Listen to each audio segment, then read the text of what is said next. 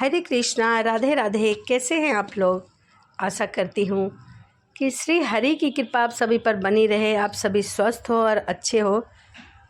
इसी कामना के साथ आज मैं आपको सुनाऊंगी सुख और दुख हमारे पूर्व जन्मों का फल है। तो आइए जानते हैं इस कहानी के माध्यम से। मन में श्री कृष्ण का ध्यान करते हुए हम कहानी को सुनते हैं। एक राजा बड़ा धर्मात्मा और न्यायकारी था। वह परमेश्वर का भक्त था। उसने ठाकुर जी का मंदिर बनवाया और उस मंदिर में एक ब्राह्मण पुजारी को नियुक्त कर दिया। वह ब्राह्मण बहुत ही सदाचारी, परमात्मा और संतोषी था। वह राजा से कभी भी कोई मांग या फिर याचना नहीं करता था। वह अपने स्वभाव से बहुत ही सरल और बहुत ही प्रसन्न रहा करता था। उसे राजा के मंदिर में पूजा करते हुए लगभग 20 वर्ष गुजर गए थे। उसने कभी भी राजा से किसी प्रकार का कोई प्रश्न नहीं किया, कोई डिमांड नहीं की। इसी दौरान राजा के यहाँ एक लड़के का जन्म हुआ। राजा ने उसे पढ़ा लिखा कर विद्वान बनाया और बड़ा होने पर उसकी शादी एक सुंदर राजकन्या के साथ करवा दी। शादी करके जिस दिन राजकन्या को अपने राजमहल में लाए, उसी रात्रि में राजकुमार को नींद नहीं आई। वह इधर से उधर घूमने लगा। उसके बाद वह जाकर सो गया। फिर राजकुमारी भी कुछ क्षण इधर से उधर घूमने के बाद उसने अपने पति के पलंग के पास आई तो क्या देखती है कि हीरे जवाहरात जड़ित मूठे वाली एक तलवार पड़ी है।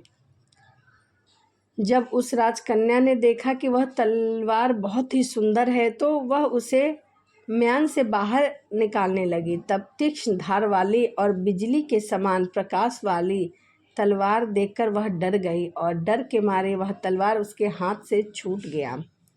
जैसे ही वह तलवार उसके हाथ से छूटा, वह तलवार राजकुमार की गर्दन पर जा गिरा और राजकुमार का गर्दन सिर से कटकर अलग हो गया और वह मर गया। राजकन्या पति के मरने का बहुत शोक करने लगी। उसने परमेश्वर से प्रार्थना की कि हे प्रभु, मुझसे अचानक यह पाप कैसे हो गया? पति की मृत्यु मेरे ही हाथ से हो गई। आप तो जानते हैं, परंतु सभा में मैं सत्य नहीं कहूँगी, क्योंकि इससे मेरे माता पिता, सास ससुर को कलंक लगेगा तथा इस बात पर कोई भी विश्वास भी नहीं करेगा।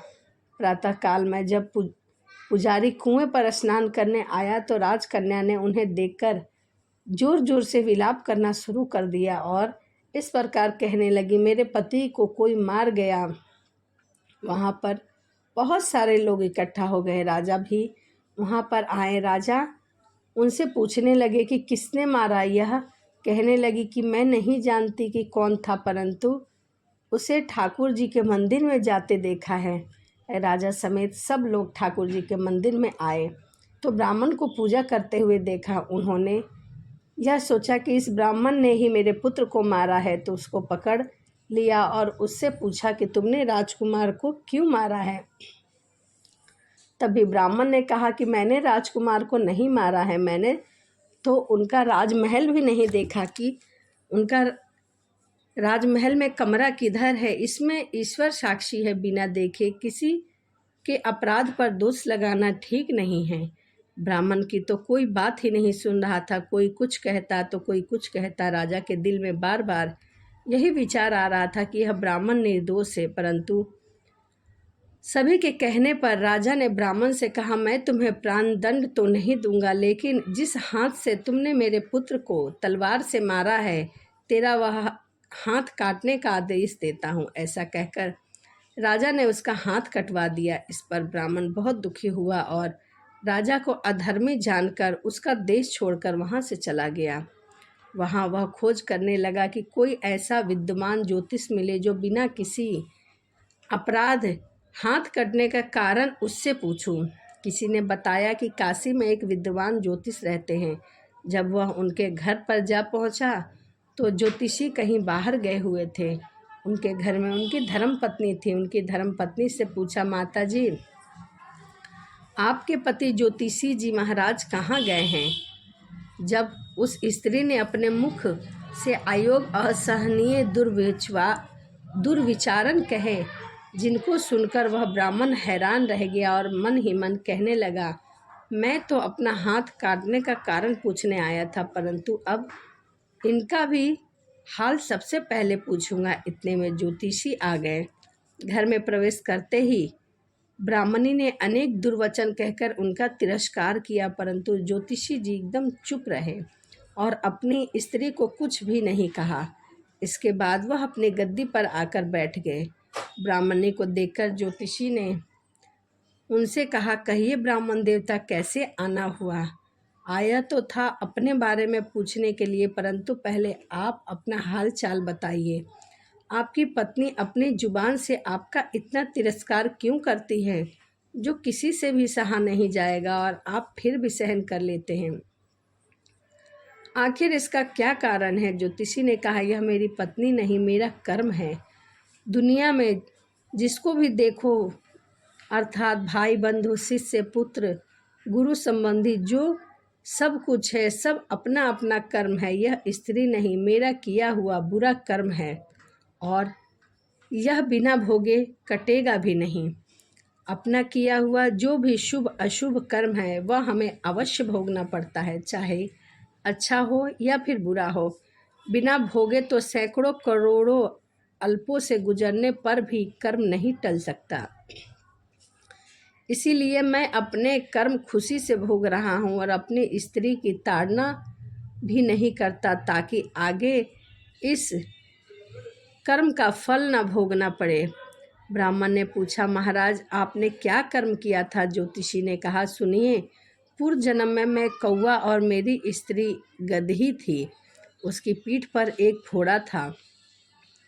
फोड़े की पीड़ा से वह बहुत दुखी रहा करती थी और कमज़ोर भी हो गई थी, परंतु मेरा स्वभाव बहुत ही दुष्ट था, इसीलिए मैं इसके फोड़े में चोंच मार मार कर इसे ज़्यादा दुखी करता था। जब दर्द के कारण यह इधर से उधर कूदती तो इसका दर्द देखकर मुझे बहुत खुशी होता था। मेरे डर के कारण यह कहीं दूसरे गांव में निकल जाती, किंतु मैं इसको ढूंढता फिरता था। वह जहां भी जाती मैं वहीं जाता। इसकी दुखों का मैं ही कारण था। आखिर मेरे द्वारा सताए जाने पर त्रस्त होकर यह गांव से 10-12 मील दूर जंगल में चली गई। वहां गंगा जी के किनारे वन में हरे हरे घास खाती और वहीं सुखपूर्वक रहती थी, परंतु मैं इसके बिना नहीं रह सकता था।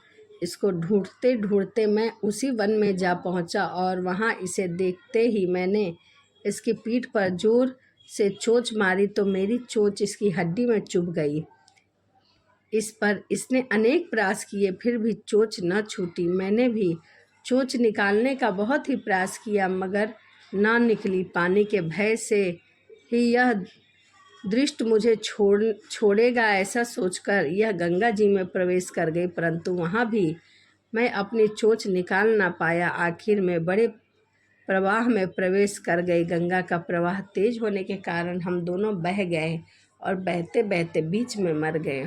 तब गंगा जी के प्रभाव से यह तो ब्राह्मणी बनी और मैं बड़ा भारी ज्योतिष बना।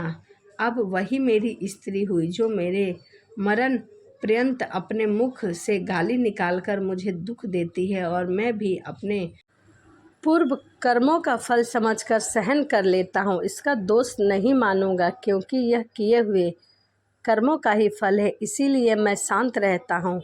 अब अपना प्रश्न पूछो। ब्राह्मण ने जब यह समाचार सुनाया और पूछा कि अधर्मी पापी राजा ने मुझ निरपराध का हाथ क्यों कटवा दिया? ज्योतिष ने कहा, राजा ने आपका हाथ नहीं कटवाया, आपके पूर्व जन्म के कर्म ने आपका हाथ कटवाया।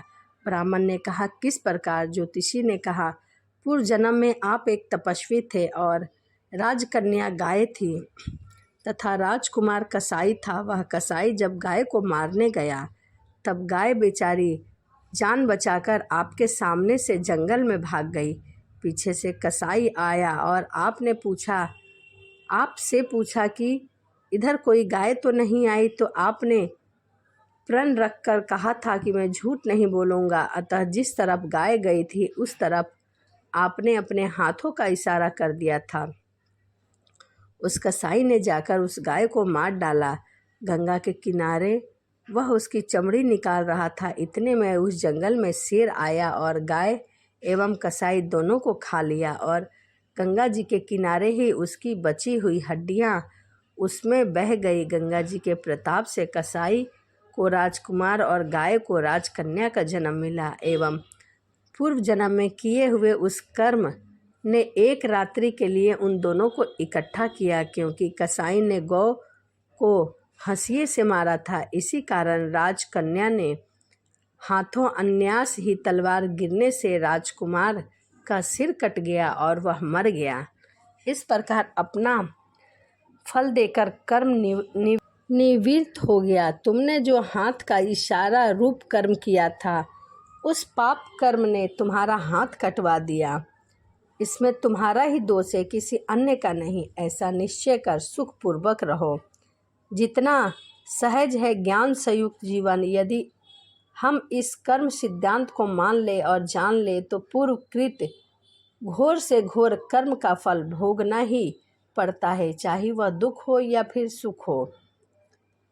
दोनों ही समान बनाए रखने में सफल होंगे। भगवान श्री कृष्ण इस समत्व के अभ्यास को ही समोत्त योग संबोधित करते हैं, जिससे दृढ़ स्थिति प्राप्त होने पर मनुष्य कर्म बंध से मुक्त हो जाता है। जन्म मरण सब सुख दुख यही भोगना पड़ता है, लाभ हानि सब हमें यही भोगना पड़ता है। तो हमें इस कहानी से क्या सीख मिलती है? हमें इस कहानी से यही सीख मिलती है कि हम जो भी अच्छा बुरा पाप पुण्य झूठ सच जो भी कर्म करते हैं, हमें इस जन्म का अगले जन्म में और अगले जन्म का उससे अगले जन्म में भोग कर ही जाना है, क्योंकि हमारे अच्छे और बुरे सभी कर्म परमात्मा के पास लिखे जाते हैं। इसीलिए हमें पूरी कोशिश करना चाहिए कि हम अच्छे कर्म करें। तो यह वीडियो यहीं समाप्त होती है। आपको वीडियो कैसी लगी? यदि वीडियो अच्छी लगी हो तो प्लीज़ कमेंट में राधे राधे लिखना ना भूलें। तो चलिए मिलते हैं अगली वीडियो में। राधे राधे, जय श्रीमन नारायण, हरे कृष्णा।